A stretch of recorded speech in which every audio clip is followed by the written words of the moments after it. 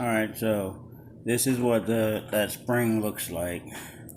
Once you compress it all the way down, you put the clamps on it. I use two. I've seen some people use one, but I mean, me with working with springs and all that kind of stuff, I'm not gonna trust one. I'd recommend you put two, just to be safe. And then once you drop it into position, you'll see the keeper rings.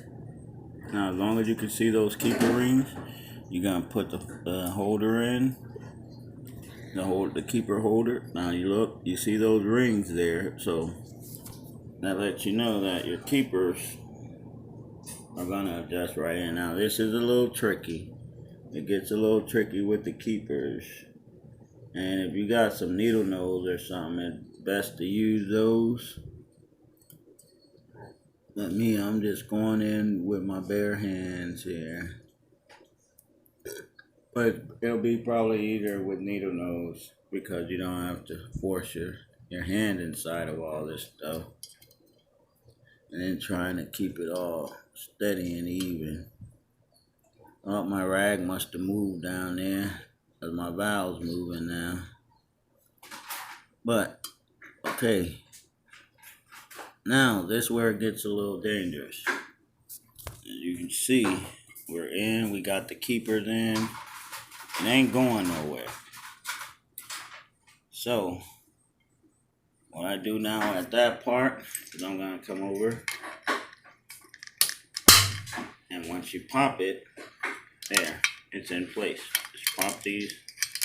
I just always pop one.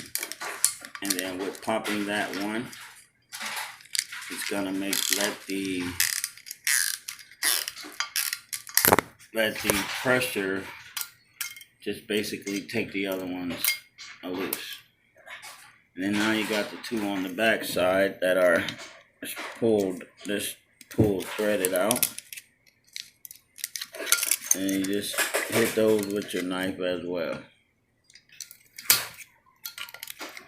But now at this point, we know our valves securely seated in place, so we don't have to worry about it flying out at us. Then you want to take your needle noses and just pull these pieces here out.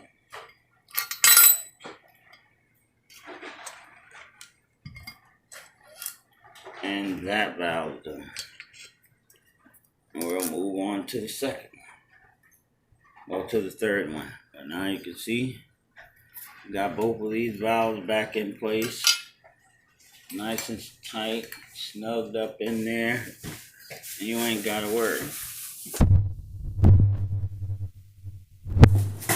Flip, Michael, didn't I tell you to get this charge out of there? And you can flip yourself over, look down to the bottom, and you can see how snug they're sitting up in there. So now we know we got that squared away.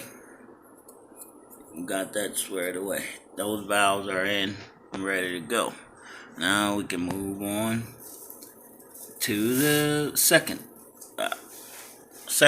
pair of valves, third, fourth. So yeah, we got all those out and we got a lot of work to do on them. And then I'll do one more video after this, show you guys how we grind all of this down with that compound so that the valves sit in nice and neat and you don't have to worry about it. So that's that there to show you guys how to get those valves back into your motor, as you can see there. So we got those two in, and now we can get on to the next ones. So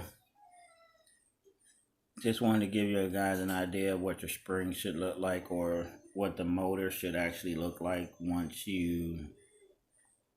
what it should look like once you get that piece back up in there. And then just notice something by looking over in there. You can look, I don't know my shower, but you see that little clip still down there, piece of cable tie still down in there.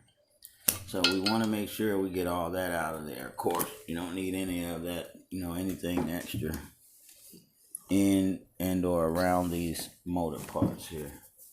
So with that being said, we got those two done, and then yeah, you can see this head took some damage, but we're gonna sand that. We did a little bit of sanding and smoothing it out and everything. But we'll get some bearings and put in there, and we ain't gotta worry about that. So be back later with an update for you guys once we get them all in and installed and put all back together.